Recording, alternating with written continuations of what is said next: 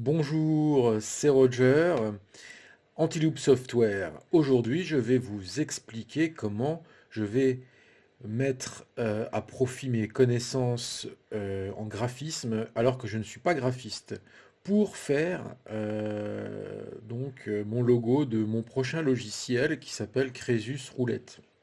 Donc là, j'ai quand même fait un prototype, mais je vais vous expliquer comment j'ai réalisé ce prototype, quels ont été mes outils, pardon, et cela n'est pas très compliqué. Donc, je vais vous montrer le résultat du prototype actuel. Donc, il est au format .svg. Donc, il faut savoir que le format .svg, c'est le format vectoriel. Cela permet donc de s'affranchir des problèmes de résolution puisque on peut grandir à loisir son document sans qu'il n'y ait de problème de pixelisation. Alors, voici donc le logo et c'est un logiciel qui s'appelle Crésus Roulette. Donc c'est pour ça que j'ai mis un C et un R. Mais le résultat final, comment je l'ai obtenu? Je suis passé par plusieurs étapes et donc vous voyez que j'ai téléchargé de nombreux fichiers sur Internet et même certains qui étaient en bitmap, mais c'est pas grave, car le logiciel gratuit Inkscape que j'utilise là est capable de vectoriser des éléments. Et donc, j'ai trouvé ce logo CR sur Internet qui me paraissait intéressant. Et donc, je l'ai repris, je l'ai découpé et je l'ai importé. Et donc, j'avais aussi téléchargé des, des SVG directement, et dont un qui a servi de base. Donc, c'est celui-là, cette pièce où c'est écrit 1. Donc cette pièce, j'ai enlevé le 1, etc. J'ai extrait, j'ai sorti la feuille de lisse là, et je l'ai doublé. Et voilà ce que ça donne. Et donc, et aussi j'ai incorporé une roulette, hein, puisque c'est un logiciel de statistique du jeu de la roulette que j'ai développé actuellement et que je vais bientôt commercialiser. Et donc, vous voyez que j'ai utilisé ce motif que j'ai eu ici en fait. Donc j'ai pris l'écran qu'il y avait là. Donc vous voyez que sans avoir d'énormes connaissances, il suffit de maîtriser Inkscape et à la limite GIMP aussi.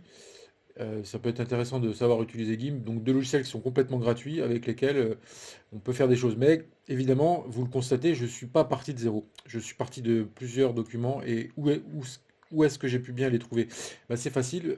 Par exemple, sur Internet, il y a plein comment dire, de banques de documents SVG vectoriels gratuits. Par exemple, je vous en donne un qui est svgrepo.com. Donc là, vous voyez, par exemple, j'ai tapé coin, bon, j'ai tapé en anglais parce qu'il ne reconnaissait pas le français, et donc on voit qu'il me donne des tas de pièces de monnaie. Donc voilà où j'ai trouvé des documents SVG. Alors, je compte aussi par la suite, enfin, j'ai effectué, pour compléter ce logo, une, euh, une écriture stylée du nom du logiciel. Donc je vous la fais parvenir dans mon écran, là voilà. Donc, c'est pareil, c'est pas moi qui l'ai fait. Vous allez voir que c'est très astucieux aussi parce que je suis allé sur un site qui s'appelle textcraft.net dans lequel on peut faire normalement des beaux titres pour Minecraft en rapport avec l'univers de Minecraft. Mais moi, j'ai détourné un petit peu cette utilisation et vous voyez que si on prend en fait, vous avez la possibilité de faire des choix qui vont donner différents rendus sans, on le voit. Donc là, par exemple, je peux taper par exemple Antiloop, le nom de ma société, et vous allez voir que, bon, là c'est peut-être pas très parlant, mais je vais en prendre un autre. Donc là, vous voyez, vous avez une écriture qui ne fait pas forcément penser à des jeux vidéo, etc. Mais le résultat, c'est qu'on a un titre qui est propre, c'est gratuit, donc voilà. Donc, comment je vais vous montrer un petit peu les fonctionnalités de base. En fait, vous avez dans Inkscape, vous avez deux façons de sélectionner des éléments. Il y a le premier, donc c'est de prendre les éléments. Vous voyez, là, je prends un élément, je le glisse, donc pas de problème. mais des fois on veut pouvoir modifier la forme des choses. Donc pour faire ça, il faut prendre l'autre, donc qui s'appelle comment, je vais vous le dire, l'éditeur de nœuds. Donc vous pouvez éditer comme ça, et en faisant un agrandissement, vous allez voir que vous allez pouvoir bouger un point. Et c'est comme ça que, en fait, si vous constatez le travail que j'ai fait, bon, parce que le logo il ne rentrait pas directement, correctement, on va dire, de manière optimale, donc j'ai dû faire une modification, parce que vous voyez que le R, il descend. Donc je vais vous montrer à la base ce qu'était le... Voilà, je le fais parvenir sur mon écran. Voilà, vous voyez que le R ne descendait pas. Donc ça montre que même si on n'est pas graphiste, il faut savoir faire quelques petites modifications de base. Voilà. Donc, alors, pour ceux qui ne le savent pas, si vous importez un document image, vous pouvez importer un document image par ici. Et puis ensuite, si vous voulez le rendre vectoriel c'est ça justement, rendre un dessin vectoriel, c'est lui attribuer des points tout autour de sa structure qui permettent ensuite de le modifier facilement aussi. Et alors, il faut aller dans chemin. Et là, vous avez vous faites vectoriser un objet matriciel. Et là, justement, c'est comme ça que j'ai réussi à transformer cette image que j'ai eue sur Internet. En plus, comme je l'ai modifié, au niveau légal, c'est un petit plus parce que du coup, ça modifie les choses. C'est plus exactement le même logo. Donc voilà, c'est toujours un plus de se démarquer de nos sources d'information, comment dire, d'inspiration. Là, on voit également que la pièce de départ ne ressemble plus trop à la pièce finale. Donc c'est toujours un plus. Comme ça, les gens n'ont pas l'impression de voir quelque chose qu'ils ont déjà vu. Parce que, bon, imaginons que quelqu'un ait utilisé sur un site internet cette pièce telle qu'elle est. Quand on voit mon résultat final, on ne se doute pas que ça vient de là. Parce que j'ai fait quand même des modifications. Donc voilà.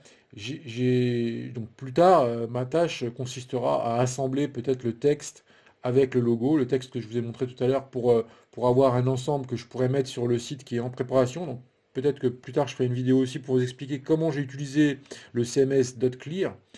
.clear qui est un logiciel, un CMS gratuit permettant de rapidement faire des sites. Et en fait, je vais utiliser free.fr. Donc en fait, pourquoi j'utilise free.fr pour faire le site où il y aura ce logo? C'est parce que ça va donner une impression de gratuité. Parce qu'en fait, les gens, quand ils vont voir l'adresse du site, crésusroulette.free.fr, ils vont avoir une impression de sympathie. Parce qu'en général, les sites en free.fr, ce sont des sites perso, etc. Donc en fait, je compte jouer un peu sur le capital sympathie que peut représenter un tel site. Et moi, de mon côté, bah, ça représente une économie, hein, puisque je n'aurai pas besoin de payer un serveur. Donc voilà, je suis un auto-entrepreneur qui essaye de faire preuve d'astuce pour ne pas avoir à payer à tout bout de champ.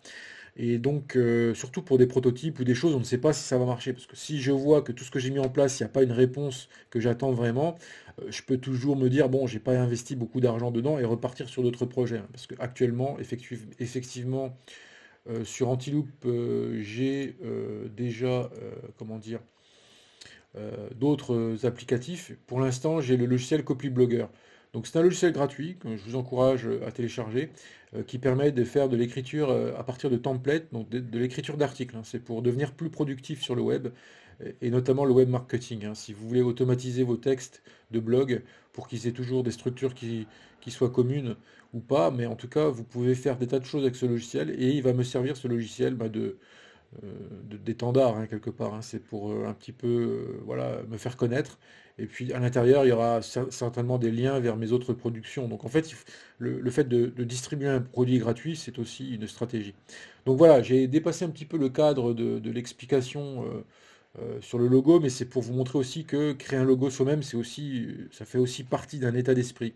Ça fait partie d'une volonté de peut-être pas être graphiste comme certains peuvent l'être de par leur métier, mais au moins d'être capable de faire un logo qui tient la route, qui est utilisable en milieu professionnel et qui permettra de faire des tests. Et puis par la suite, si on voit que notre produit fonctionne bien, qui répond aux attentes, à un réel marché, ce que l'on peut faire, c'est acquérir un logo plus professionnel, etc. Ou bien en faire un qui nécessitera plus de temps. Parce que là, effectivement, j'ai fait ça extrêmement rapidement, ça m'a pas coûté beaucoup de temps. Et donc, le résultat est satisfaisant au vu du temps que j'y ai passé. Mais après, si moi-même, je voulais passer beaucoup plus de temps, peut-être une semaine sur ce genre de choses, je ferais quelque chose de plus abouti et peut-être que je m'inspirerais de plus de sources. Parce qu'en fait, voilà, pour avoir quelque chose d'assez beau graphiquement, euh, il faut, euh, il faut tout simplement voilà, s'inspirer d'autres choses parce que, surtout quand on n'est pas graphiste, hein. Donc voilà, je suis parti de choses qui existaient déjà, je les ai modifiées et je suis arrivé à un logo, ma foi, qui n'est peut-être pas un logo professionnel, mais ce que j'aime bien dedans, c'est qu'il est simple. Et j'aime bien la simplicité. C'est-à-dire qu'en fait, dedans, c'est simple. Et ça peut donner aussi un capital sympathie. C'est-à-dire que des fois, les choses trop complexes, trop abouties, peuvent rebuter en disant, voilà, c'est trop travaillé et donc du coup c'est moins mémorisable. Là, on a quelque chose de simple dans sa constitution, dans son architecture, on a un graphique qui est simple. Alors voilà, c'est des choses qu'on voit dans le web, hein, c'est-à-dire une simplification des logos. On va vers des logos qui sont pas forcément ultra sophistiqués graphiquement, parce que justement, on le voit par exemple avec le logo Nike, hein. Le logo Nike, c'est quelque chose de très simple, hein. Voilà, honnêtement, je pourrais le dessiner là-dessus aussi, quoi. Mais il faut en avoir l'idée, etc. Donc en fait, ce qui est le plus important quand vous faites des logos, ce sont les idées. Après, la réalisation, comme vous le voyez, quand on maîtrise un logiciel comme celui-là, ça se résume à faire du copier-coller. Donc là, vous voyez ici en bas, à gauche, vous avez les couleurs fond et contour. Donc vous pouvez copier des couleurs d'un élément et en cliquant sur un bouton droit, vous pouvez coller la couleur. Et c'est comme ça que vous pouvez recopier des couleurs, les remettre dans d'autres des éléments que vous avez eus par ailleurs, et donc faire des mélanges. Et c'est vraiment les fonctionnalités de base à savoir. Il n'y a pas besoin de savoir grand-chose en fait. C'est ça qui est intéressant, c'est que moi, vous voyez, j'ai fait un logo, j'ai pas utilisé beaucoup de fonctionnalités, hein. J'ai fait un import, j'ai fait une vectorisation, j'ai utilisé les deux moyens de sélection et j'ai utilisé l'éditeur de couleurs, hein. Donc, vous voyez, donc ici, quand on clique, je ne sais plus comment on fait pour avoir accès à l'éditeur de couleurs. Ah, bah le voilà. Donc vous voyez que quand on sélectionne un élément, bon là j'ai double-cliqué. Donc là vous voyez qu'on a accès à ces couleurs et il y a plusieurs moyens d'importer des couleurs, hein. Donc vous pouvez importer des couleurs de n'importe où, de GIMP aussi par exemple. Donc voilà, GIMP, j'en parle pas aujourd'hui parce que là l'objet de la vidéo c'était vraiment de vous parler de ça, du vectoriel, et, voilà. Et de vous montrer un petit peu les coulisses de ce que je suis en train de réaliser, parce qu'en fait finalement, derrière ce que je suis en train de faire, finalement il n'y a rien de compliqué, c'est juste du temps à passer. Et le logiciel que j'ai créé de roulette, je vais vous montrer à quoi il ressemble. Bah, c'est pareil, ça a mis du temps, c'est tout, c'est pas complexe quand on sait se servir des outils qui permettent d'arriver à ce résultat. Si vous êtes développeur, vous pourriez arriver aussi à ce résultat. Donc en fait, on voit que on peut être tenter d'être auto-entrepreneur, se lancer dans l'aventure, en dehors peut-être même d'autres activités, et puis finalement, ça ne fait appel qu'à des compétences qui sont parfois peut-être pas si évoluées qu'on pourrait le croire. Là, ça fait quand même appel à du développement, mais quiconque veut apprendre le développement peut le faire. C'est sûr, ça requiert beaucoup de motivation. Donc moi, je vous encourage à développer vos compétences, peut-être pas en programmation, mais dans d'autres domaines. Et de toute façon, dans n'importe quelle compétence que vous vendrez nécessitera de savoir faire un logo. Donc là, je vois que, si je vois que cette vidéo a fait beaucoup de vues, je continuerai à vous faire des petits tutoriels comme ça pour vous expliquer des choses. Là, je ne suis pas rentré dans les détails, je vous ai montré succinctement les choses. Après, effectivement, on peut toujours faire mieux, hein, de toute façon. Voilà.